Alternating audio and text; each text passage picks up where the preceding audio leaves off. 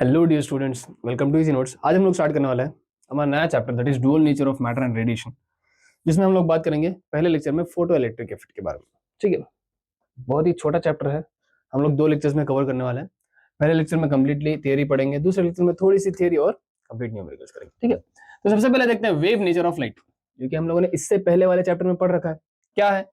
Light exhibits behaviours like interference, diffraction and polarisation. Right, ये तीनों को हम लोगों ने वेव ऑप्टिक्स में पढ़ रखा है, which are explain by its wave nature. Wave nature से ये सब एक्सप्लेन किए जा सकते हैं। किसने एक्सप्लेन किया? हाइगन के थ्रू। हाइगन के जो पोस्टुलेट्स है, यानी जो हाइगन ने प्रूफ किया था, उसके बेसिस पे हम लोगों ने इंटरफेरेंस, डिफ्रैक्शन और पोलराइजेशन को प्रूफ किया। Next, Maxwell's equation of electromagnetism supported the wave nature of light. हाँ, ये भी हम लोगों ने देखा था किसमें? इलेक्ट्रोमैग्नेटिक वेव्स चैप्टर में। हाँ, Hertz produced and detected electromagnetic waves further confirming light wave nature. ठीक है, हर्ट्ज ने क्या किया? इलेक्ट्रोमैग्नेटिक वेव्स को प्रोड्यूस किया, डिटेक्ट किया और उसको कंफर्म किया कि हाँ, वेव नेचर होता है light. But quantum theory of light के बारे में बात करते हैं कि क्या हुआ। फोटो इलेक्ट्रिक इफेक्ट की बात करें या कॉम्पटन इफेक्ट या फिर हम लोग स्टार्क इफेक्ट की बात करें, ये तीनों इफेक्ट जो है एक्सप्लेन किए नहीं जा सकते थे। किससे? वेव नेचर से। अगर हम लोग सिर्फ लाइट का वेव नेचर लेके चले तो ये तीनों इफेक्ट को हम लोग एक्सप्लेन नहीं कर पा रहे थे, leading to the development of quantum theory. यहां से हम लोगों ने डेवलप की क्वांटम थ्योरी। ठीक है, जिसमें हम लोगों ने कहा कि लाइट के पास वेव नेचर के अलावा भी एक नेचर है, जिसको हम लोग कहते हैं पार्टिकल नेचर ऑफ लाइट। क्या कहते हैं उसको? Particle nature of light. देखो, according to quantum theory, light consist of a discrete packets of energy called photons. मतलब एक छोटे छोटे छोटे छोटे पैकेट्स के थ्रू बना हुआ है लाइट, जिसको हम लोग फोटोन कहते हैं। ठीक है, with each photon having energy is equal to h nu, where h is a Planck's constant and nu is the frequency of light।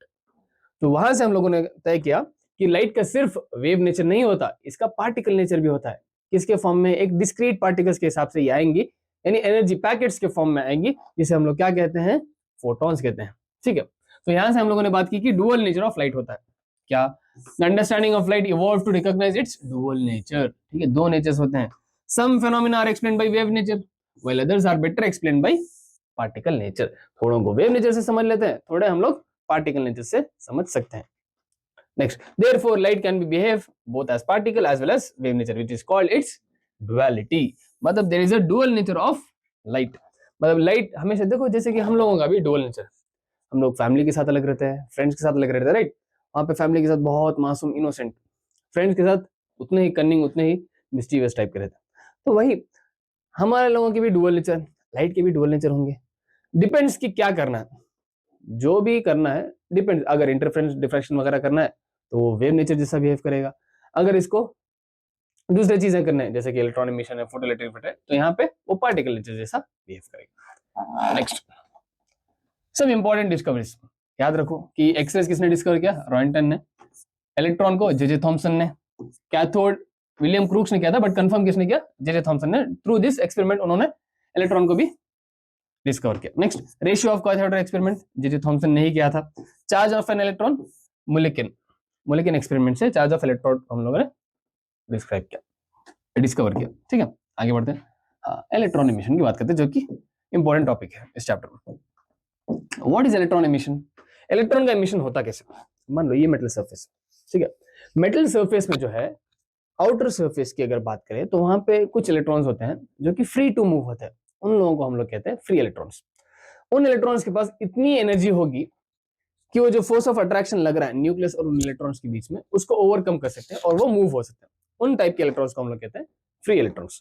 अब वो इलेक्ट्रॉन्स मूव कर सकते हैं, मतलब सरफेस से निकल सकते हैं, निकल के दूसरी जगह जा सकते हैं, तो उस प्रोसेस को हम लोग कहते हैं इलेक्ट्रॉन एमिशन। देखो, in metal electrons are quite free to move easily within the metal.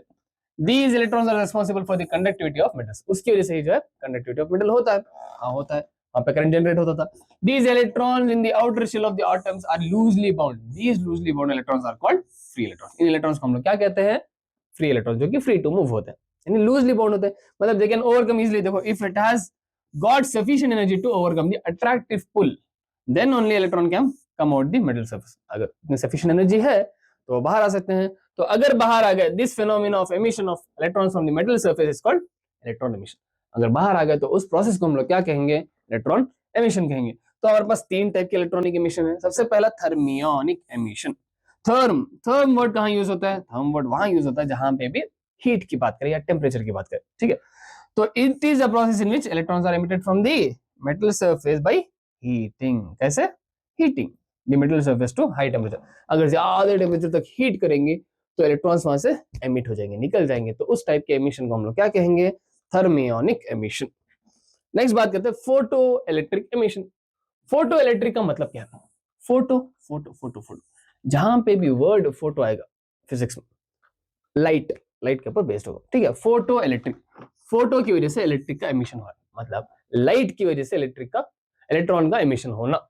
It is a process in which electrons are emitted from metal surface by using light of particular frequency. उसकी भी कुछ frequency है, जैसे कि अगर देखो वो meme आप लोगों ने सुना है, मैं एक गुंडा हूं पर मेरे भी कुछ उसूल है, राइट। उसी तरह लाइट जो है पड़ेगा, बट इलेक्ट्रॉन क्या है? इलेक्ट्रॉन को भी कुछ ना कुछ मिनिमम फ्रीक्वेंसी चाहिए, राइट, उसको निकलने के लिए। बिकॉज जो है देखो, इलेक्ट्रॉन को पुल कर रहा है कौन? न्यूक्लियस। तो उस अट्रैक्टिव फोर्स से बाहर आने के लिए, ओवरकम करने के लिए उसको कुछ ना कुछ एनर्जी चाहिए, तो उसकी कुछ ना कुछ फ्रीक्वेंसी होगी।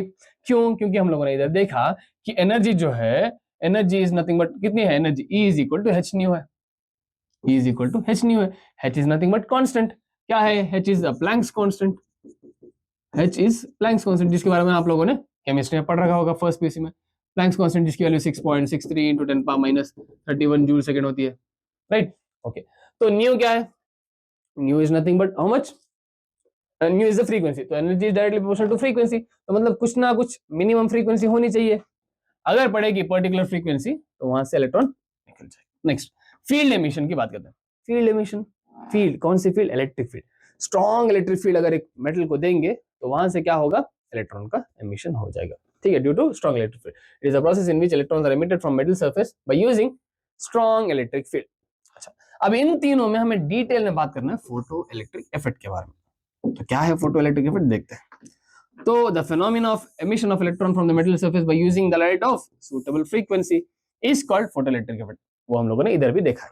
चलो, अब इसमें क्या होता है? यहाँ जो इलेक्ट्रॉन्स निकलते हैं उनको हम लोग कहते हैं photo electrons. The electrons release from the metal surface are called photo electrons.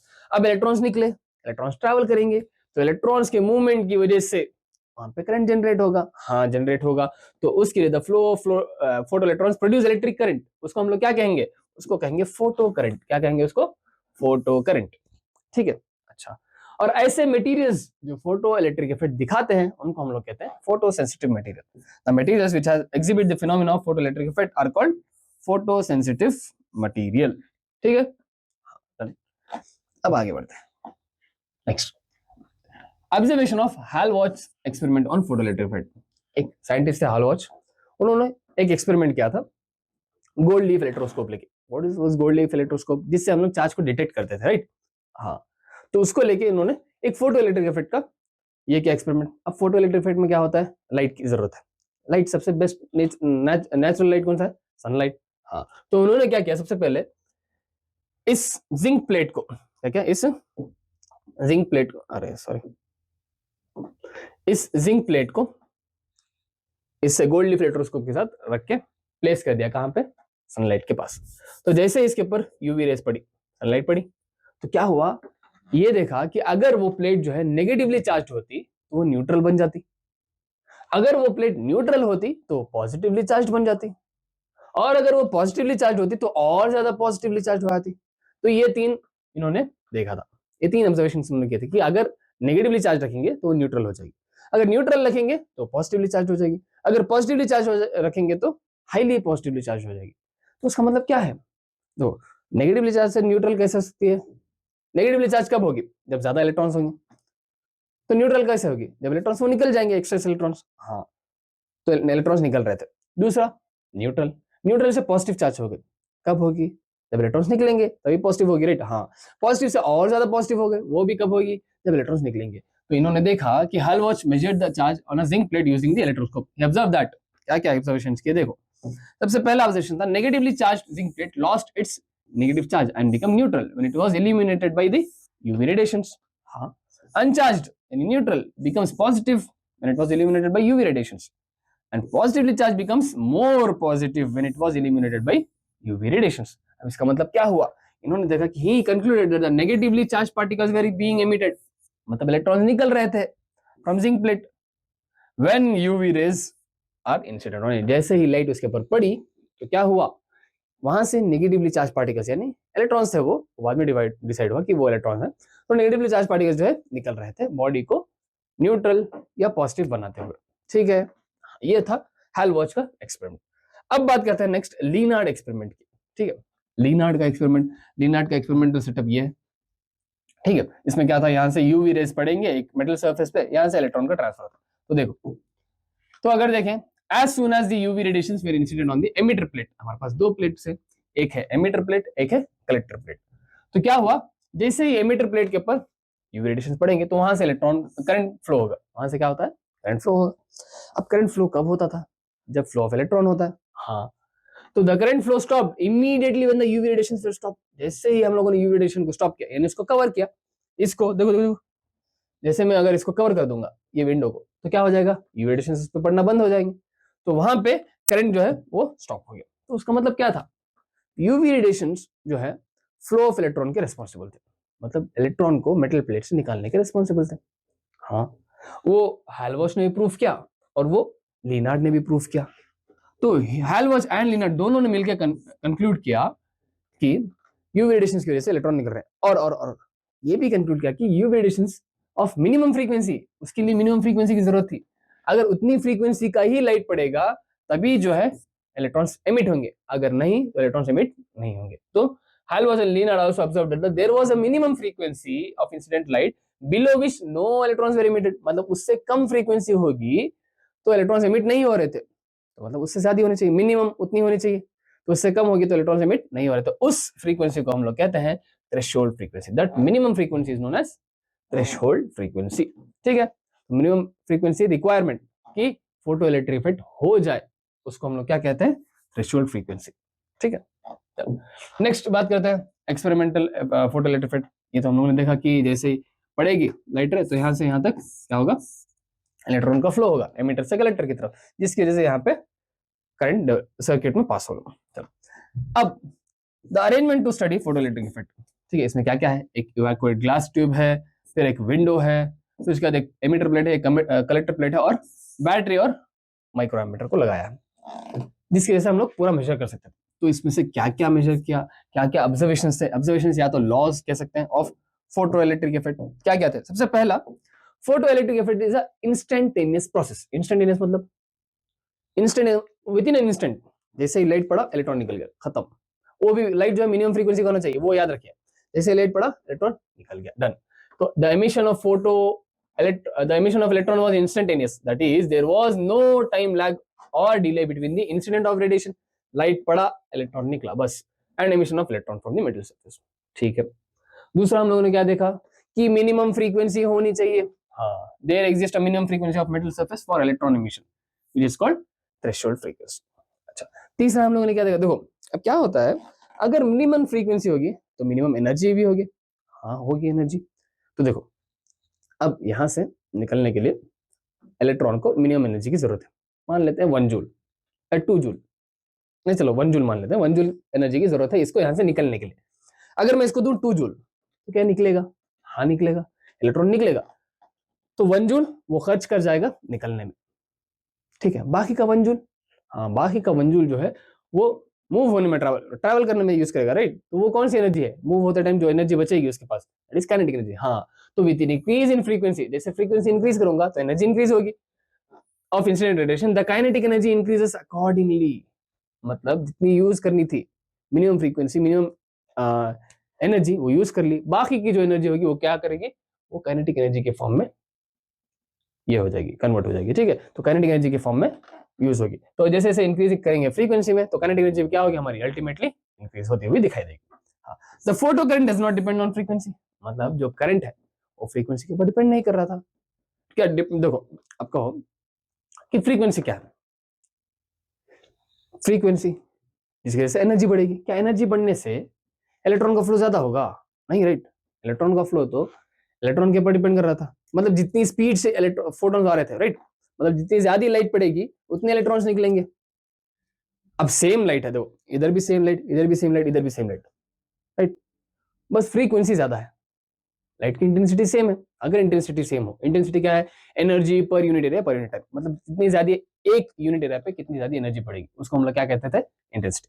तो इधर भी सेम फ्रीक्वेंसी, इधर भी same energy, same energy, same energy of different frequency. चलो फ्रीक्वेंसीज अलग अलग हो सकती है, फ्रीक्वेंसी अलग अलग हो, एनर्जी भी अलग अलग हो, तब भी जो है इलेक्ट्रॉन ज्यादा निकल नहीं सकते, क्योंकि पर्टिकुलर एरिया पे अगर ज्यादा एनर्जी होगी, मतलब ज्यादा रे इंसिडेंट होगी एक जगह पे, तो ज्यादा इलेक्ट्रॉन्स निकलेंगे, तो तब जो है फोटो करंट हमारा चेंज होगा। तो photo current does not depend on frequency, frequency पे डिपेंड नहीं करता, बट किस पे, only depends on intensity of radiation, मतलब जितनी ज्यादा रेडिएशन पड़ेंगी एक ही पॉइंट पे, उसके ऊपर डिपेंड करेगा। Next, the minimum negative potential required to make the photo current zero is called stopping potential. एक ऐसा पोटेंशियल आता है, ठीक है, पोटेंशियल काइनेटिक एनर्जी क्या हो जाएगी, kinetic energy will be equal to Q into V, right, ये है एनर्जी, हाँ, तो Q क्या है, E, और V जो है पोटेंशियल, तो E इंटू वी लिख सकता हूँ क्योंकि इलेक्ट्रॉन निकल रहा है इनसे। अब ये जो V होगा that is nothing but stopping potential, कि कितना मिनिमम पोटेंशियल होगा जिसकी वजह से फोटो करंट जीरो होता है, तब तक ही, राइट, तब तक ही वो है ट्रैवल करेगा, इलेक्ट्रॉन निकलेगा, निकल के ट्रैवल करेगा विद काइनेटिक एनर्जी, कब तक, जब तक उसका करंट जो है जीरो, मतलब जब तक इलेक्ट्रॉन का फ्लो, मतलब वो अपनी एनर्जी कंप्लीटली लूज नहीं कर देता। तो कब तक, जब तक एक ऐसा पोटेंशियल डेवलप होगा जहां पे फोटो करंट जो है वो जीरो हो जाएगा, उस पोटेंशियल को हम लोग कहेंगे स्टॉपिंग पोटेंशियल या रिटार्डिंग पोटेंशियल, ठीक है। चलो अब देखते हैं आइंस्टाइन्स फोटोइलेक्ट्रिक इफेक्ट। देखो जो हम लोगों ने इधर पढ़ा वही आइंस्टाइन ने जो है एक मैथमेटिकल फॉर्म में दिया है, क्या, the minimum amount of energy required for electron emission from metal surface called work function. Minimum energy जो हम लोग यूज कर रहे थे इलेक्ट्रॉन को निकालने में, उसको हम लोग क्या कहते हैं, वर्क फंक्शन, क्योंकि मिनिमम फ्रीक्वेंसी की जरूरत थी तो ऑब्वियसली मिनिमम एनर्जी भी लगेगी, हाँ, उसको हम लोग कहते थे work function. Next, the energy of incident radiation is used to overcome the work function, हमें पता है, and then remaining is used by the electron in form of kinetic energy. हमें ये भी पता थी, मैंने थोड़ी देर पहले आप लोगों को यही कहा था कि जो टोटल एनर्जी थी वो वर्क फंक्शन में यूज होगी, और जो बची हुई एनर्जी है वो काइनेटिक एनर्जी के फॉर्म में यूज होगी इलेक्ट्रॉन के द्वारा, ठीक है। This equation is given by E is equal to 5 plus ke max। 5 क्या है, 5 is the work function of the metal, that is nothing but minimum energy, तो बाकी की जो एनर्जी होगी काइनेटिक एनर्जी के फॉर्म में, हाँ, तो E is energy of radiation. It can also be written as h nu energy, h nu nought, nu nought क्या है, nu nought is the threshold frequency, nu is the frequency, हाँ, plus half m v max square, इसको half m v max square भी लिख सकते हैं, या तो h nu is equal to h nu nought plus e v nought भी लिख सकते हैं, ई वी एस लिख सकते हैं, चलो ई वी लिख लेते हैं, ठीक है, ई वी नहीं but kinetic energy, kinetic energy को ई वी भी लिख सकते हैं आप लोग, हाफ एम वी स्क्वायर भी लिख सकते हो। अगर वी मैक्सिमम होगा तो ये वी नॉट होगा, that is nothing but stopping potential, ठीक है, इजी, मैक्सिमम वेलोसिटी जितनी हो सकती है उतनी काइनेटिक एनर्जी यूज करते हुए जाएगा, जितनी भी एनर्जी होगी वो काइनेटिक एनर्जी के फॉर्म में कन्वर्ट हो जाएगी, डन। हाँ, अब तीन चीजें के बारे में हम लोगों को बात करनी है, क्या क्या पहले भी देख रखा है, फिर से देख लें। थ्रेशोल्ड फ्रीक्वेंसी क्या थी, it is the minimum frequency of incident radiation with which the electron emission takes place, simple, मतलब फोटोइलेक्ट्रिक इफेक्ट जहां पे हो रहा था मिनिमम फ्रीक्वेंसी के रिक्वायरमेंट के थ्रू। थ्रेशोल्ड वेवलेंथ, हाँ, अगर फ्रीक्वेंसी मिनिमम होगी तो वेवलेंथ शुड बी मैक्सिमम, क्योंकि F is equal to C by lambda, F नहीं, न्यू, राइट, न्यू यूज कर रहे हैं हम लोग, nu is equal to C by lambda, new क्या है, C बाई लैम्डा के बराबर है, तो C जो है कांस्टेंट है, स्पीड ऑफ लाइट, तो nu is inversely proportional to lambda, मतलब जितनी कम फ्रीक्वेंसी उतना ज्यादा वेवलेंथ, तो मतलब मिनिमम फ्रीक्वेंसी की अगर बात करें तो वेवलेंथ क्या होगा, मैक्सिमम वेवलेंथ, तो it is a maximum wavelength of incident radiation above which photo electric effect does not take place, मतलब उससे ज्यादा अगर वेवलेंथ हो जाएगा तो फोटो इलेक्ट्रिक इफेक्ट नहीं होगा, उससे कम वेवलेंथ होगा तो फोटो इलेक्ट्रिक इफेक्ट होगा, क्योंकि वेवलेंथ जितना कम होगा उतनी फ्रीक्वेंसी ज्यादा होगी, तो उतना इजीली फोटो इलेक्ट्रिक इफेक्ट हो सकता है। नेक्स्ट, स्टॉपिंग पोटेंशियल क्या था, it is a negative potential with required to make the photo current zero, photo current जहां पे जीरो होगा उस पोटेंशियल को हम लोग कहेंगे स्टॉपिंग पोटेंशियल, ठीक है। Next, results to be remembered from photo electric क्या क्या, सबसे पहला हम लोग बात करेंगे काइनेटिक एनर्जी और फ्रीक्वेंसी के बारे में। तो देखो kinetic energy depends on frequency, मैंने कहा था, बट डायरेक्टली प्रोपोर्शनल नहीं है। कहां तक डायरेक्टली प्रोपोर्शनल है, देखो जब जैसे हम लोग एनर्जी देंगे यानी फ्रीक्वेंसी दे रहे हैं, राइट, तो क्या स्टार्टिंग से ही काइनेटिक एनर्जी बन जाएगी, नहीं, कब तक काइनेटिक एनर्जी के फॉर्म में नहीं होगा, जब तक वर्क फंक्शन, मतलब वो मिनिमम रिक्वायरमेंट जब तक हम लोग कंप्लीट नहीं करते तब तक, उसके बाद जो है kinetic energy is directly proportional to frequency. कब? आफ्टर 5, मतलब work function minimum frequency use करने के बाद। देखो kinetic energy depends linearly on frequency, directly proportional है, बट आफ्टर थ्रेशोल्ड फ्रीक्वेंसी। यहाँ पे एफ नॉट लिख लेता हूँ, चलो एफ नॉट या न्यू नॉट, इसको न्यू अगर लिख लें तो न्यू नॉट हो जाएगा आफ्टर न्यू नॉट, ठीक है। And is independent of intensity, intensity के ऊपर डिपेंड नहीं कर रहा, राइट? हाँ, इंटेंसिटी उसको एनर्जी नहीं देती, कितनी एनर्जी पड़ रही है पर यूनिट एरिया, उसको हम लोग कहते हैं इंटेंसिटी। मतलब डार्कनेस, इंटेंसिटी देना मतलब फुल डार्क ब्राइट करना, ठीक है, उसको इंटेंसिटी कहते हैं। हाँ, next, it is this is because photoelectric effect happens from the absorption of single quantum of radiation by single electron. मतलब 1-to-1 इंटरेक्शन, एक फोटोन आएगा एक इलेक्ट्रॉन को लेके जाएगा, उसके अलावा कुछ नहीं होगा। देखो single photon, single quantum radiation, quantum मतलब photon, packets of photon by a single electron, एक फोटोन का पैकेट आएगा एक इलेक्ट्रॉन को लेके जाएगा, सिंपल। एक आके दो को लेके जा नहीं सकता, ठीक है। And intensity of light does not affect this process, उसको इंटेंसिटी ऑफ लाइट से इफेक्ट नहीं पड़ेगा, तो उस वजह से जो है इंटेंसिटी, काइनेटिक एनर्जी जो है इंटेंसिटी के ऊपर डिपेंड नहीं करती। नेक्स्ट बात करते हैं फोटो करंट और इंटेंसिटी की। जितनी ज्यादा इंटेंसिटी उतना ज्यादा फोटो करंट, सिंपल याद रखो। Photo electric current is directly proportional to intensity of radiation. Intensity of radiation is proportional to the number of energy, right? Intensity किसको कहते हैं? Number of energy per unit area per unit time. तो मतलब जितने ज्यादा number of energy quanta, मतलब जितने ज्यादा इलेक्ट्रॉन्स एमिट होंगे उतनी ज्यादा नंबर ऑफ इलेक्ट्रॉन्स उसमें से बाहर आएंगे, मतलब जितने ज्यादा फोटॉन्स पड़ेंगे उतने ज्यादा इलेक्ट्रॉन्स बाहर आएंगे, तो उतना ज्यादा करंट प्रोड्यूस होगा, सिंपल, डायरेक्टली प्रोपोर्शनल, इजी। हाँ, चलो नेक्स्ट। अब photo current for fixed frequency increases with increase in intensity of radiation. तो यहां से दिखाया है कि अगर फ्रीक्वेंसी फिक्स्ड होगी तो स्टॉपिंग पोटेंशियल फिक्स होगा। हाँ, क्योंकि फ्रीक्वेंसी जो फिक्स होगी तो काइनेटिक एनर्जी भी फिक्स होगी, राइट? हाँ, तो अलग अलग जो, अगर फ्रीक्वेंसी फिक्स होने पर भी अगर हम लोग इंटेंसिटी बढ़ाते जाएंगे तो करंट जो है वो बढ़ता जाएगा। तो I3 will be greater than I2 greater than I1। Intensity अगर बढ़ाएंगे तो करंट भी क्या होगा? बढ़ता जाएगा for same frequency. Same frequency होगी तो सेम पोटेंशियल भी होगा हमारा। वो आगे देखते हैं कि कैसे होगा। नेक्स्ट, अच्छा, अब kinetic energy and stopping potential of the emitted electron depends on the frequency. हाँ, ये तो पता है। Higher the value of frequency more negative will be the stopping potential. मतलब जितनी ज्यादा फ्रीक्वेंसी बढ़ाएंगे, देखो अब फ्रीक्वेंसी कांस्टेंट होगी, अच्छा फ्रीक्वेंसी बढ़ाएंगे, फ्रीक्वेंसी के ऊपर फोटो करंट डिपेंड नहीं कर रहा, तो फोटो करंट कांस्टेंट होगा। तो जैसे जैसे फ्रीक्वेंसी बढ़ाते जाएंगे, मतलब nu nu is greater than nu greater than nu. तो मतलब जैसे जैसे हम लोग फ्रीक्वेंसी बढ़ा रहे हैं वैसे वैसे स्टॉपिंग पोटेंशियल पीछे की तरफ जा रहा है, उतना ज्यादा स्टॉपिंग पोटेंशियल होगा, क्योंकि काइनेटिक एनर्जी उतनी ज्यादा हो जाएगी, ठीक है। तो उस हिसाब से अगर हम लोग फ्रीक्वेंसी को बढ़ाते जाएंगे for different frequencies the negative potential will be different, ठीक है। ज्यादा नेगेटिव पोटेंशियल, मतलब जितनी ज्यादा फ्रीक्वेंसी होगी उतना ज्यादा नेगेटिव हमारा स्टॉपिंग पोटेंशियल होगा, ठीक है। चलो नेक्स्ट बात करते हैं रिलेशन की, किसके बीच में? स्टॉपिंग पोटेंशियल और फ्रीक्वेंसी के बीच में। हमें ये पता है kinetic energy is equal to h nu minus lambda, मतलब E is equal to 5 plus K E था, राइट? तो 5 को इधर भेज देंगे तो क्या हो जाएगा? h nu minus 5 not. तो काइनेटिक एनर्जी को मैंने बताया कि था कि EBS लिख सकते हैं, h nu माइनस 5 नॉट। तो अब E को डिवाइड कर लेंगे तो क्या होगा? VS is equal to h by e nu minus 5 by e. जब इसको कंपेयर करेंगे y is equal to mx plus c से, यानी स्ट्राइट लाइन ग्राफ होगा, तो y किसके बराबर होगा? That is VS। स्लोप जो है वो किसके बराबर होगी? h बाई ई के, और x जो है वो हमारा न्यू हो जाएगा, और जो हमारा c है दैट इज माइनस 5 बाई ई हो जाएगा। तो यहाँ से जब प्लॉट करेंगे तो देखो VS और फ्रीक्वेंसी के बीच में VS y एक्सिस में, x एक्सिस में न्यू है, और जो इसकी स्लोप होगी tan theta that is nothing but h by e, और c y इंटरसेप्ट जो है माइनस 5 बाई ई हो जाएगा, सिंपल। तो इस तरह से लीनियर ग्राफ आएगा, बट आफ्टर, ये भी याद रखना है कि मिनिमम फ्रीक्वेंसी के बाद ही, उससे पहले ग्राफ जो है डिक्रीजिंग फंक्शन में होगा। चलो, this predicts that the VS